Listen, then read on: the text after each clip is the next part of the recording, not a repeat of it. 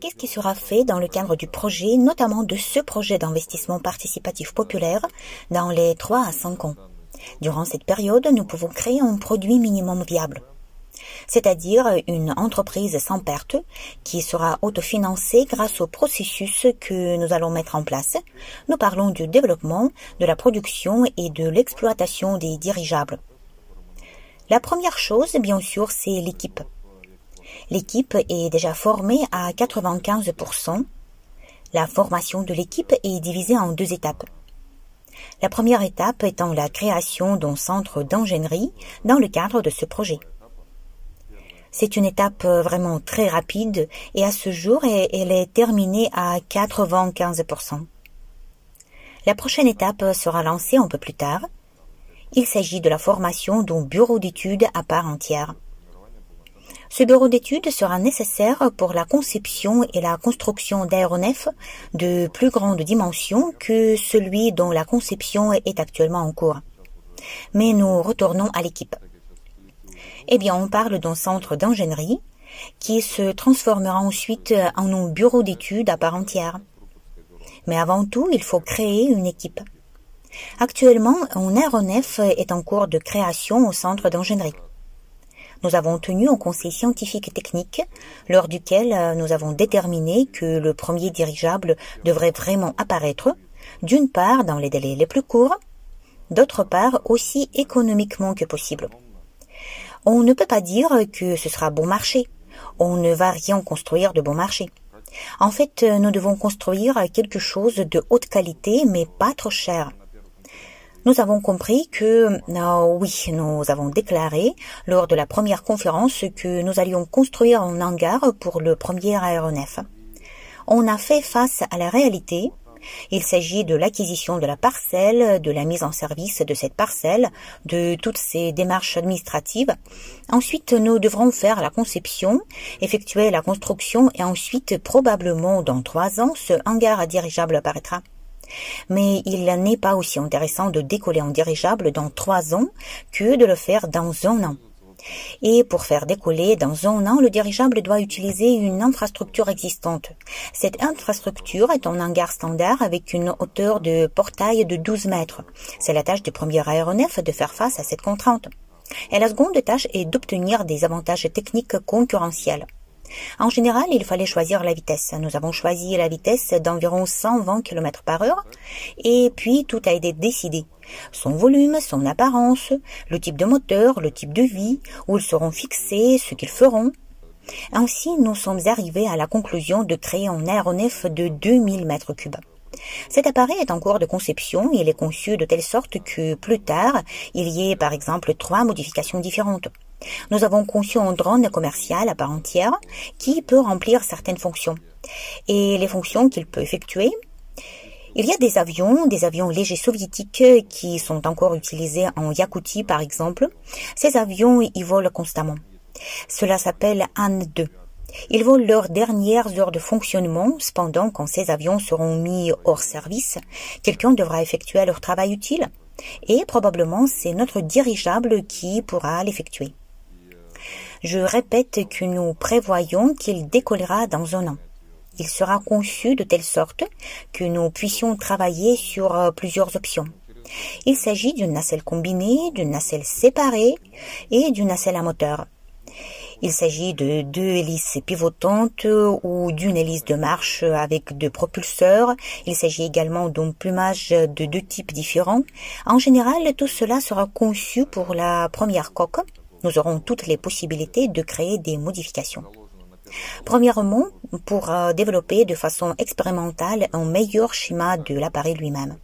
Deuxièmement, pour travailler sur un système de contrôle sans pilote qui sera ensuite utilisé sur 2 gros aéronefs.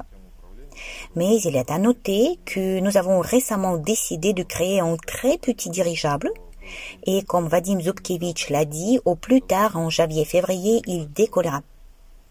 Donc, sur ce dirigeable, le système de contrôle sera mis au point.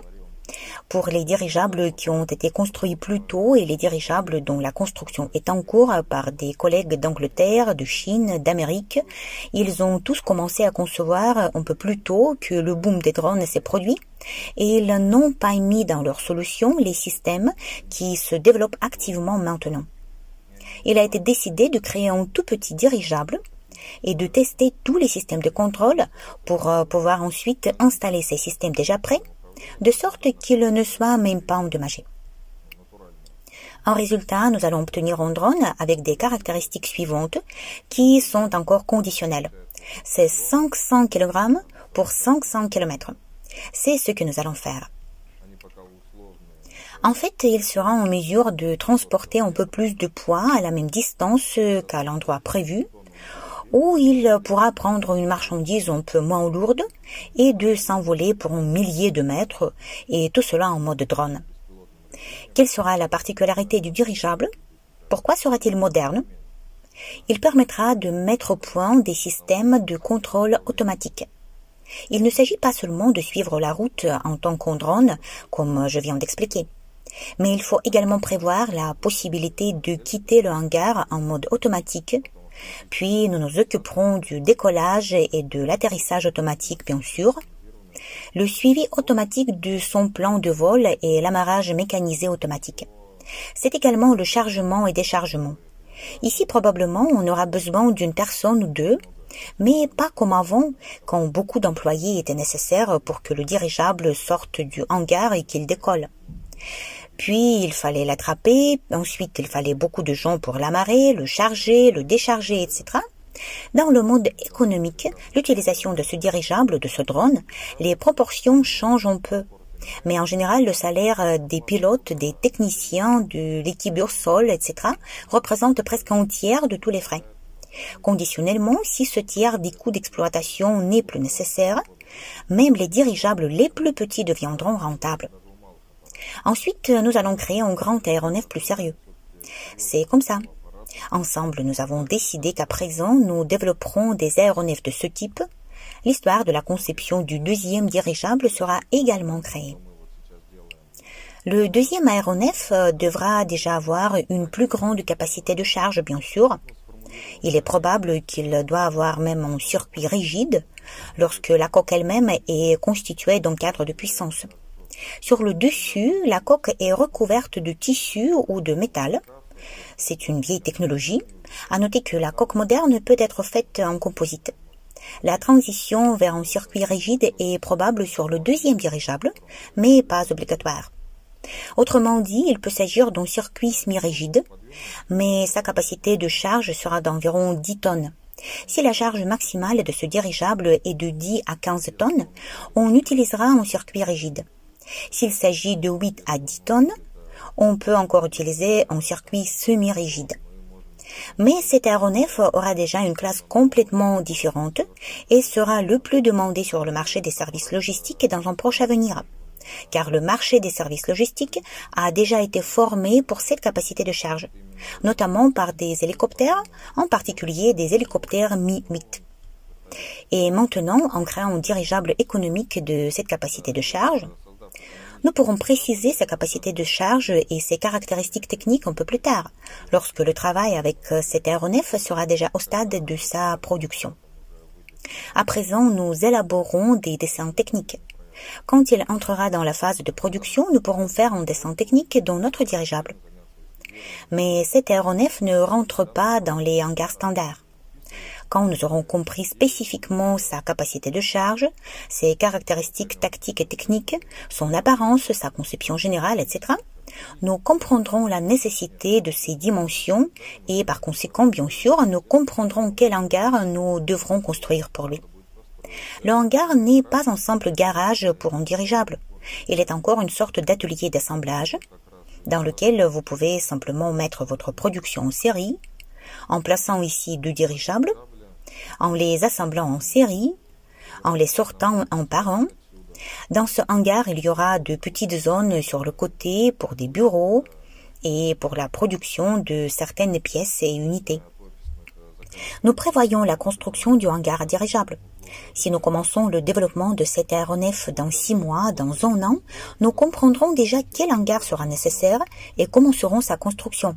Alors c'est juste dans le cadre de ce projet que nous devons le faire. Bien sûr, nous aurons le temps de construire ce hangar à dirigeable et de maîtriser la production en série de ces aéronefs de 10 tonnes. Tout sera construit en tenant compte d'un minimum de 1 ou 2 appareils produits par mois. C'est-à-dire que 12 à 24 dirigeables produits par an permettront déjà d'installer un hangar à dirigeable.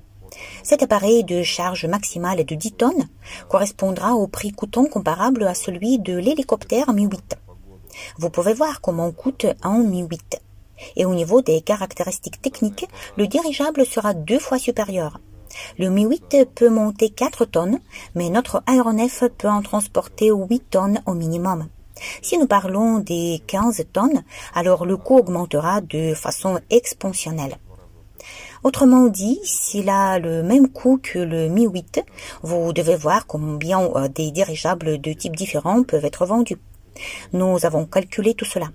Et avec la production et la vente de 12 à 24 dirigeables, il s'avère que le projet peut commencer à rembourser son activité dans les 3 à 5 prochaines années. En ce qui concerne le coût du projet, pour le moment, nous annonçons qu'il est possible de le mettre en œuvre pour les 100 millions de dollars engagés dans le projet. Le projet est à l'étape de pré-lancement, quelque chose peut changer, mais pas trop.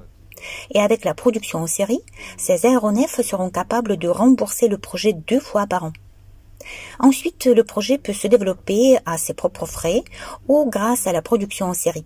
Il y a encore des perspectives pour évoluer parce que le système de transport doit être construit et nous ne nous arrêterons pas à ces dirigeables de 10 tonnes. C'est-à-dire que notre tâche est de créer un bureau d'études, de développer de dirigeables, de certifier ces aéronefs, de construire un hangar à dirigeables pour les réparer, les assembler et tout le reste, et nous devrions également avoir la production. Voilà. Actuellement, nous avons un centre d'ingénierie qui évolue en douceur dans un bureau d'études. Juste, je pense au moment où le hangar à dirigeable sera construit, un bureau d'études à part entière sera déjà formé. À côté du hangar à dirigeable, bien sûr, il y aura des zones pour les essais d'usine de ces aéronefs, c'est-à-dire le centre d'essai en vol. Un centre de formation sera également mis en place dans le cadre de sa formation, la reconversion des pilotes et des techniciens. Avec cet argent, nous pourrons construire plusieurs types de dirigeables. Construire un hangar à dirigeable, maîtriser la production et même organiser un centre de formation.